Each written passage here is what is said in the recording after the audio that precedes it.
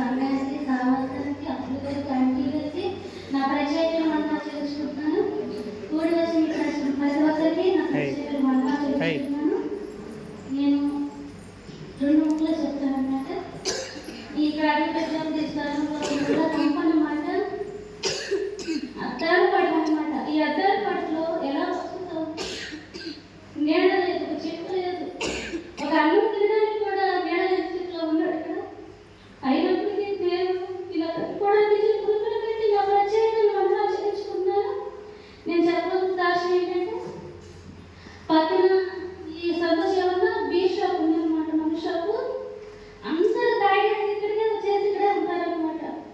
నేనన్నా బాబా ఏంటి బాబా ఏంటి పరిస్థితి ఇక్కడ ఇలా ఉంది ఏంటి అని నేను అడిగినప్పుడు ఆంటీగా నాకు ఒకటే సమాధానం చెప్పారు. అమ్మా మనం ప్రార్థన చేద్దాం, ప్రతిదీ దేవుడు కొట్టివేస్తాడని ఆంటీ నాకు చెప్పినప్పుడు నేను ఏం సమాధానం లేని స్థితిలో ఉన్నాను అనమాట. అయితే ఆంటీ అన్న ప్రతి మాటకి ప్రతి సమాధానం దేవుడు తీసివేశాడు అనమాట. అక్కడ ఈ సంవత్సరం ఉన్న షాపు తీసేసి ఇక్కడ మనకి ఎవరు రారు. అంతకుముందే మగవాళ్ళందరూ తిరిగి వచ్చేవాళ్ళు అనమాట. ఇక్కడ తాగేసి ఇక్కడ పడేసేవాళ్ళు. అమ్మో ఈ అర్థాత్మకంలో మనం ఎలా ఉంటాం బాబా అని అడిగినప్పుడు బాగా నాకు దేవుడే నడిపిస్తాడు, దేవుడే సాయం చేస్తాడు అన్నారు. అట్లనే షాప్ అక్కడ తీసేయడం జరిగింది. ఇప్పుడైతే ఎవరు రారనమాట.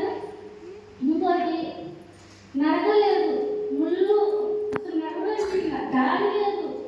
అసలు ఎట్లా నేను బాధపడుతున్నప్పుడు దేవుడు సహాయం చేస్తాడు. అయితే ఆ రోజు బాబుదేవుడు ఏదైనా చెప్పాడు మీ అందరికీ. ఆంటీ అంకులు వచ్చి ప్రార్థన చేసి ఆ స్థలంలో ప్రార్థన చేసి ఈ స్థలం వీళ్ళు కొనుక్కునేటట్టు వాళ్ళ మనసు మారేటట్టు ఆంటీ అంకులు ఆ స్థలంలో ఇంత మధ్య నిలబడి మరి ఎక్కడ ప్రార్థన చేశారంట నాకైతే తెలియదు. ప్రార్థన చేసి వెళ్ళారు. ఆ సాయంత్రమే ఆయన వచ్చి అన్న ఈ స్థలం ఉందా మీరు కొనుక్కుంటారా అని అన్నప్పుడు బావకి చెప్పలేనంత సంతోషం అన్నమాట. డబ్బులు పక్కన పెడితే ఆ దారి వస్తుందని ఒక సంతోషం, ఎంత సంతోషం వచ్చిందనమాట.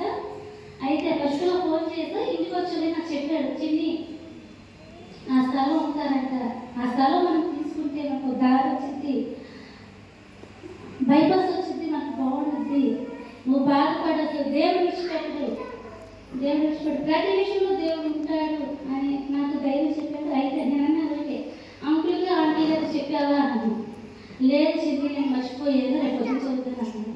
అయితే అంకుల్ గారికి ఆంటీ గారికి చెప్పినప్పుడు ఆ స్థలం కోసం ప్రార్థన చేసినప్పుడు దేవుడు గొప్పగా కార్యం చేశాడు అనమాట. ఆ స్థలం మేము కొనుక్కోవడానికి, ఆ దారి వేసుకోవడానికి దేవుడు